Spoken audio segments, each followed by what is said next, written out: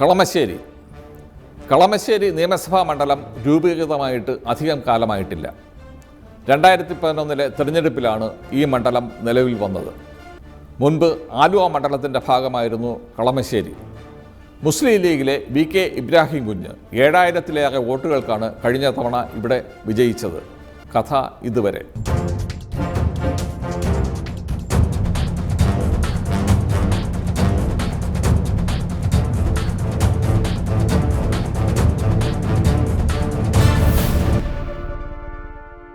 വ്യവസായ കാർഷിക മേഖലകളുടെ സംഗമ കേന്ദ്രമാണ് കളമശ്ശേരി. കേന്ദ്ര പൊതുമേഖലാ സ്ഥാപനമായ ഫാക്ട് ഉൾപ്പെടെ ചെറുതും വലുതുമായ നിരവധി വ്യവസായ സ്ഥാപനങ്ങൾ, Lulu mall, startup village, medical college, തലയെടുപ്പുള്ള വിദ്യാഭ്യാസ സ്ഥാപനങ്ങൾ എന്നിവ ഉൾപ്പെടുന്നു. ജില്ലയിൽ ഏറ്റവും വരുമാനമുള്ള കളമശ്ശേരി നഗരസഭ ഉൾപ്പെടുന്നതാണ് മണ്ഡലം. മുൻപ് ആലുവ മണ്ഡലത്തിന്റെ ഭാഗമായിരുന്ന ഈ മണ്ഡലം 2011 മണ്ഡല പുനർനിർണയത്തോടെയാണ് രൂപീകരിക്കപ്പെട്ടത്.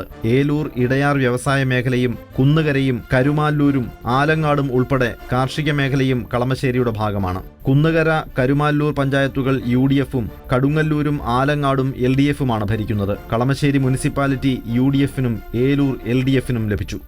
കളമശ്ശേരിയുടെ പൊതുചിത്രമാണ് നാം കണ്ടത്. ഇനി ഇത്തവണത്തെ പോരാട്ടം കളിക്കളം.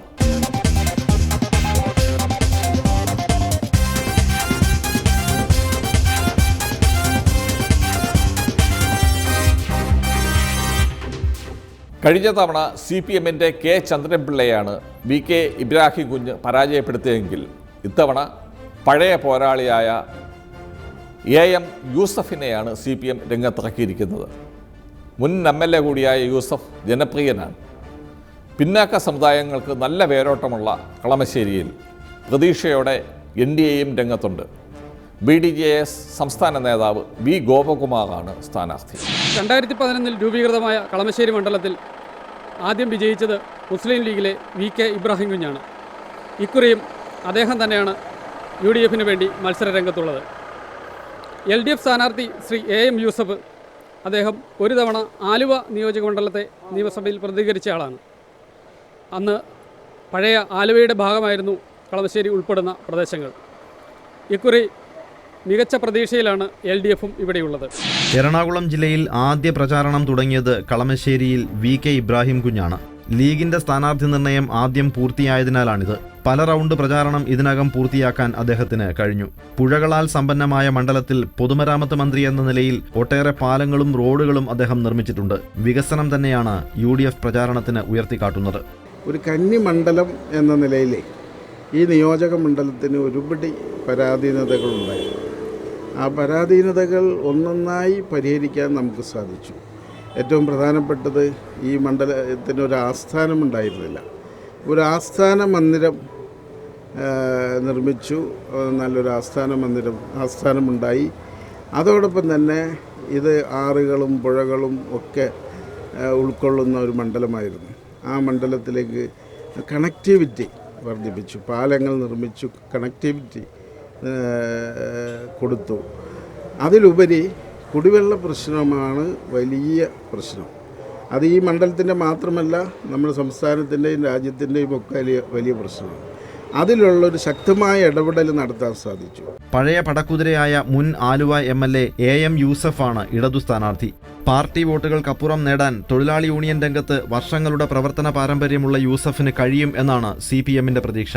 VK ഇബ്രാഹിം കുഞ്ഞ് മണ്ഡലത്തിലെ വ്യാവസായിക കാർഷിക പ്രശ്നങ്ങൾ പൂർണ്ണമായി അവഗണിച്ചെന്നാണ് LDFന്റെ ആരോപണം.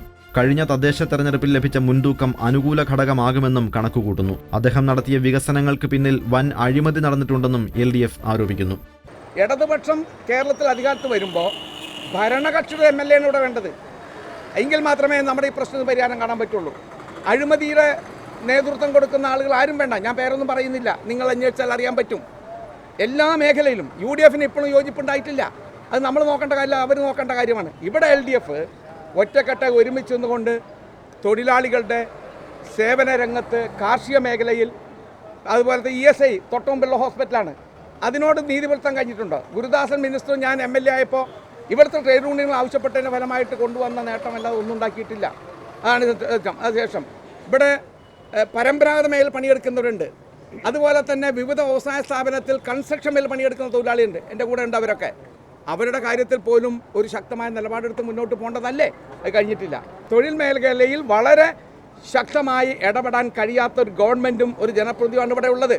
പിന്നാക്ക സമുദായങ്ങൾക്ക് വേരുകളുള്ള കളമശ്ശേരിയിൽ വളരെ പ്രതീക്ഷയോടെയാണ് BDJS സംസ്ഥാന നേതാവ് V ഗോപകുമാറിനെ NDA രംഗത്തിറക്കിയിരിക്കുന്നത്.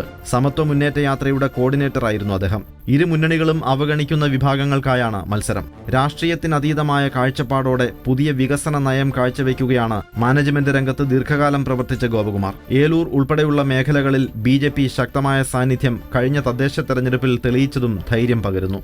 ഇത്ര വർഷം ഭരിച്ച UPA ഗവൺമെൻറ് ആയിക്കോട്ടെ, അല്ലെങ്കിൽ കേരളം ഭരിക്കുന്ന ഗവൺമെൻറ്റുകളായിക്കോട്ടെ, യാതൊരു തരത്തിലുള്ള ഒരു സഹായങ്ങളോ അല്ലെങ്കിൽ ഇവിടുത്തെ വ്യാവസായിക മേഖലകളെ പിടിച്ചു നിർത്താനും വളർത്തിക്കൊണ്ടുവരാനുള്ള യാതൊരു തരത്തിലുള്ള പ്രവർത്തനങ്ങൾ നടത്തിയിട്ടില്ല എന്ന് മാത്രമല്ല, കാർഷിക മേഖലകളിൽ ഇന്ന് നടക്കുന്ന പ്രതിസന്ധികൾ തരണം ചെയ്യാനും കാർഷിക മേഖലയിൽ പ്രവർത്തിച്ചുകൊണ്ടിരിക്കുന്ന കർഷകർക്ക് വേണ്ടിയിട്ടോ അല്ലെങ്കിൽ അവരുടെ ഒരു ഉന്നമനത്തിന് വേണ്ടിയിട്ടോ അവർക്കൊരു പ്രവർത്തനത്തിന് വേണ്ടിയിട്ടോ ഉതകുന്ന രീതിയിലുള്ള യാതൊരു പ്രവർത്തനവും നടത്തിയിട്ടില്ല. അപ്പോൾ അതുകൊണ്ട് നമ്മൾ പോകുന്ന സ്ഥലങ്ങളിലെല്ലാം വളരെ ശക്തമായിട്ടുള്ളൊരു പിന്തുണയാണ് നമുക്ക് കിട്ടിക്കൊണ്ടിരിക്കുന്നത്. വ്യവസായ മേഖലയിലെ പ്രതിസന്ധിയും കാർഷിക രംഗത്തെ പ്രശ്നങ്ങളും ഇത്തവണ തെരഞ്ഞെടുപ്പിലെ ചർച്ചാ വിഷയമാണ്. ചെറുതും വലുതുമായ നിരവധി വ്യവസായങ്ങൾ സ്തംഭിച്ചു കിടക്കുന്ന അവസ്ഥയിലാണ്. തൊഴിലാളികൾ ആശങ്കയിലും. കേന്ദ്ര സർക്കാരിന്റെ സഹായം ലഭിക്കുന്നതോടെ ഫാക്ട് നില മെച്ചപ്പെടുത്തുമെങ്കിലും മറ്റ് നിരവധി പൊതുമേഖലാ വ്യവസായങ്ങൾ നേരിടുന്ന പ്രതിസന്ധിയും തെരഞ്ഞെടുപ്പ് വിഷയമായി മാറിയിട്ടുണ്ട്. കളമശ്ശേരിയിൽ നല്ല മത്സരമാണ് നടക്കുന്നത്. VK ഇബ്രാഹിം കുഞ്ഞിന് യൂസഫ് കടുത്ത വെല്ലുവിളി ഉയർത്തുന്നു. BDJSന്റെ സാന്നിധ്യം രംഗം കൂടുതൽ സങ്കീർണമാക്കുന്നു. ഫലം എന്താവുമെന്ന് കണ്ടറിയാം.